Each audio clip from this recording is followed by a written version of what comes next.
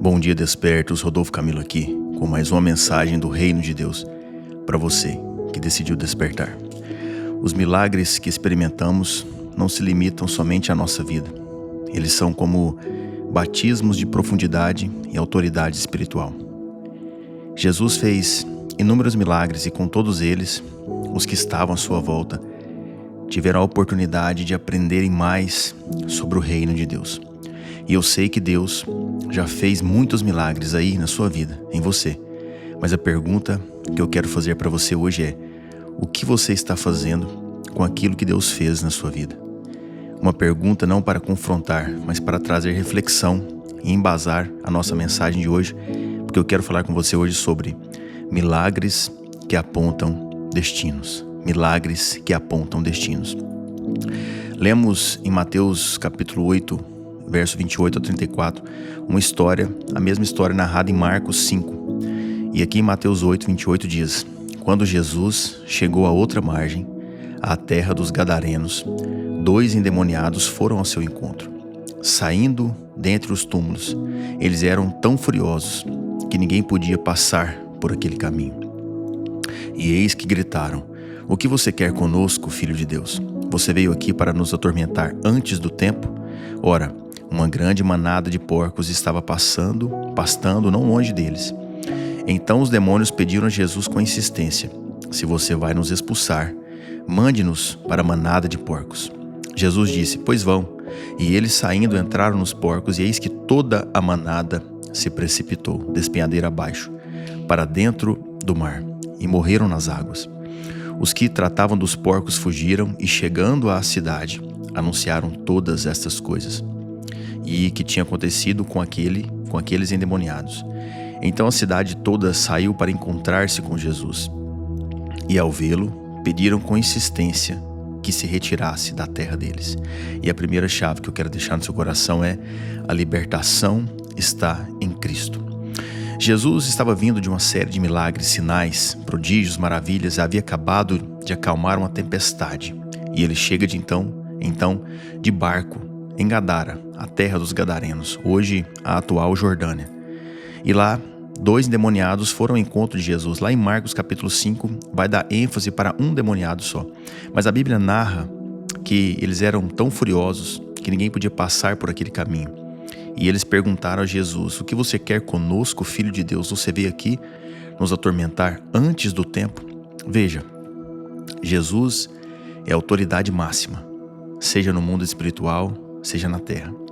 E o que de fato Jesus foi fazer ali naquele lugar?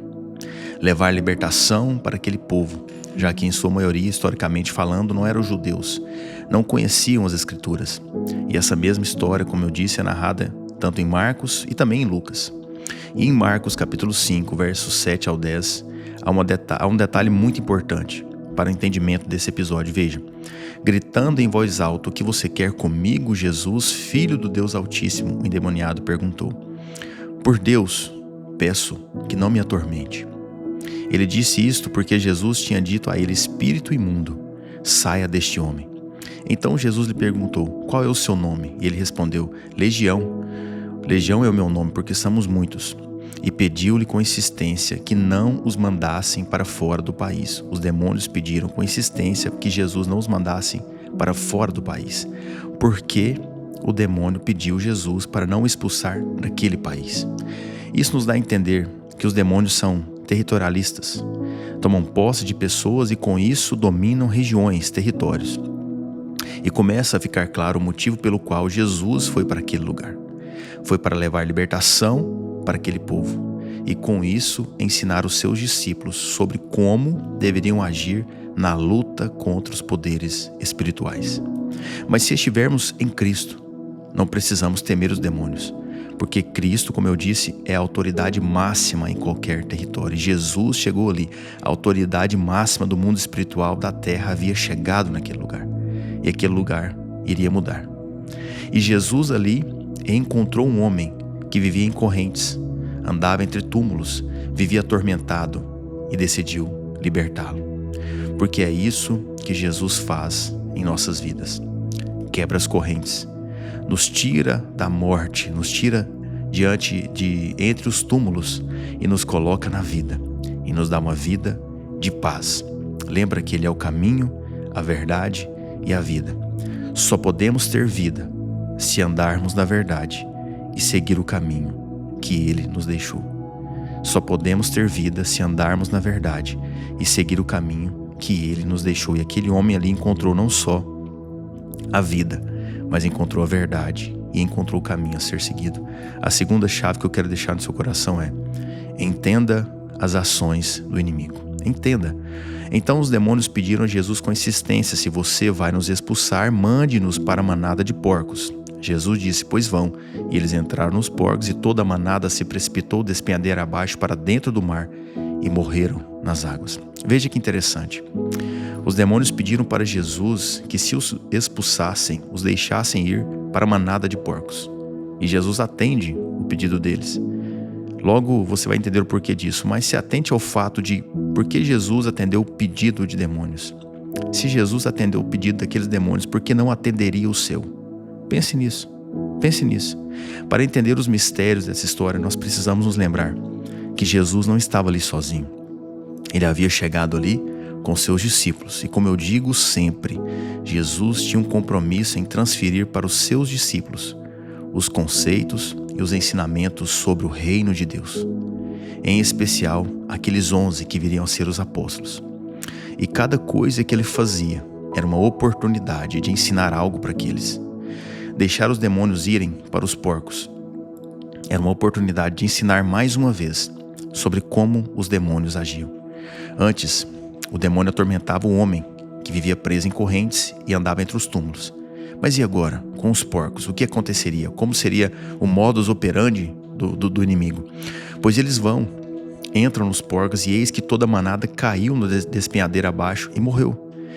Imagine comigo, os discípulos ali no meio disso tudo. De um lado, um homem liberto dos demônios, recobrando a sua consciência, a sua dignidade. Ao centro, Jesus com toda a sua autoridade. Do outro lado, a manada de porcos sendo possuída, se lançando ao mar e morrendo. E mais um pouco, o cuidador dos porcos olhando para aquilo tudo. Jesus estava explicando, agora sem palavras, que os demônios não só atormentam, aprisionam quem está sendo possuído, mas também têm a capacidade de levar o caos e até a morte. Porque a manada de porcos, que era cerca de 2.000 porcos, como diz em Marcos 5, verso 13, foi atormentada pelo caos e morreu. Então entenda algo: o único lugar que Satanás te respeita é na presença de Deus. O único lugar que Satanás te respeita é na presença de Deus. Não adianta você gritar com ele, conversar com ele, perguntar para ele, fazer culto de libertação se você não viver na presença de Deus. Por isso é tão importante você viver na presença de Deus como uma vida de busca, de entrega e de renúncia. Só assim o inimigo não vai conseguir tocar em você. Terceira e última chave para encerrarmos: seja um embaixador do reino. Seja um embaixador do reino. A Bíblia narra que os que tratavam dos porcos fugiram, e chegando à cidade anunciaram todas essas coisas e o que tinha acontecido com os endemoniados. Então toda a cidade saiu para encontrar-se com Jesus. Que lindo, a cidade saiu para encontrar-se com Jesus, mas ao vê-lo pediram com insistência que se retirasse da terra deles. Olha que isso, olha que interessante isso daqui. Nem toda libertação vai ser bem recebida. Nem toda libertação vai ser bem recebida. O cenário naquele lugar havia mudado. Agora havia um homem liberto, uma manada de porcos perdida, morta, e os criadores de porcos certamente insatisfeitos, que foram contar para o povo da cidade o que havia acontecido. Quando o povo chega, vê o homem, que antes era endemoniado, agora vestido em perfeito juízo, e eles temem Jesus, mas eles pedem com insistência para Jesus ir embora. Por quê? Porque para eles, Jesus já tinha feito, entre aspas, bagunça demais naquele lugar. Olha, você tem que ir embora. Se você ficar aqui mais tempo, aqui a gente não vai nem reconhecer esse lugar. Vai embora daqui. Certamente porque viram que houve ali um prejuízo para aqueles criadores dos porcos. Houve uma bagunça, eu não sei, são muitas possibilidades. Mas eles podiam ter celebrado a libertação daquele homem. Sim ou não? Claro que sim. Mas acredito eu que eles preferiram olhar pela perspectiva econômica. porque houve sim um prejuízo econômico ali. Mas Jesus não estava preocupado com isso. O interesse de Jesus é em vidas, em almas, em libertação e não em dinheiro. E então Jesus atende mais uma vez o pedido daquele povo e vai embora. Mas aquele que havia sido liberto havia entendido tudo. Veja o que diz Marcos 5, verso 18 ao 20. Quando Jesus estava entrando no barco, aquele que antes estava possuído pelos demônios, pediu com insistência que Jesus o deixasse ficar com ele. Jesus, porém, não permitiu, ao contrário, ordenou-lhe: vá para sua casa, para os seus parentes, e conte-lhes tudo o que o Senhor fez por você e como teve compaixão de você. Então ele foi e começou a proclamar em Decápolis tudo o que Jesus tinha feito, e todos se admiravam. Sabe, Jesus disse em tantas palavras bonitas aqui a compaixão que o reino dos céus havia tido por aquele homem. E aquele homem queria ir com Jesus. Sabe, imagine comigo, Jesus entrando no barco, aquele homem chegando junto ao barco, segurando os braços de Jesus: me deixe ir com você, eu preciso ir com você. Ele estava dizendo em outras palavras assim: Jesus, a minha vida mudou depois que o Senhor chegou aqui. Me deixe ir com você, não me deixe aqui com esse povo, eu preciso ir com o Senhor. E Jesus disse em outras palavras: eu já toquei em você, eu te libertei, você carrega agora o selo da promessa. Vá com a autoridade do que lhe aconteceu e conte para os da sua casa, da sua cidade, o que eu fiz com você, porque agora eu tenho nessa cidade alguém que me conhece e que vive em mim. Sabe, Jesus estava mais uma vez levantando um embaixador do reino em um território aqui na terra e ensinando também para os seus discípulos que não era necessário estar no rol de apóstolos, no círculo mais interno do ministério, para ser um embaixador do reino, que era necessário tão somente ser tocado por ele e proclamar aquilo que ele fez, porque milagres apontam destinos, porque cada vez que Deus toca em nós, muda o nosso caminho. E eu sei que Deus tocou em você, e com isso Ele vai mudar o seu caminho e esperar que você seja um embaixador dele aqui na terra. Amém? Quero orar por você, pela sua casa, em nome de Jesus. Pai, nós te agradecemos por esse momento, pela tua autoridade, pela tua majestade, pela tua palavra, Pai. Nós não somos nada sem o Senhor, Deus. Nós precisamos do Senhor. Mais um dia. Toque em nós mais uma vez, Pai. Muda o nosso caminho. Aponta o nosso destino, Pai. Eu intercedo por essa pessoa que me escuta, para que o Senhor levante dentro dela, Pai, uma autoridade espiritual, de embaixador do reino, de filho de Deus, para que onde ela tocar, Pai, ela leve a tua mensagem, leve a tua paz, leve a tua graça, leve a tua sabedoria, e que ela proclame tudo aquilo que o Senhor já fez na vida dela.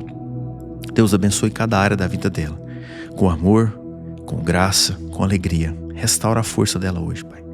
Restaura o sorriso dela hoje, e que ela olhe para a situação que ela está, Pai, não com a ótica terrena, mas a partir daquilo que o Senhor já fez. Porque eu sei, Pai, que o Senhor já fez muito e que ainda vai fazer. Que hoje seja um dia de boas notícias, de respostas do céu e de portas abertas. Em nome e para a honra e glória do Senhor Jesus. Amém e amém. Que Deus abençoe você, sua casa, sua família, em nome de Jesus. E se você tiver coragem, envie para alguém. Deixe que Deus faça aquilo que precisa ser feito. Amém?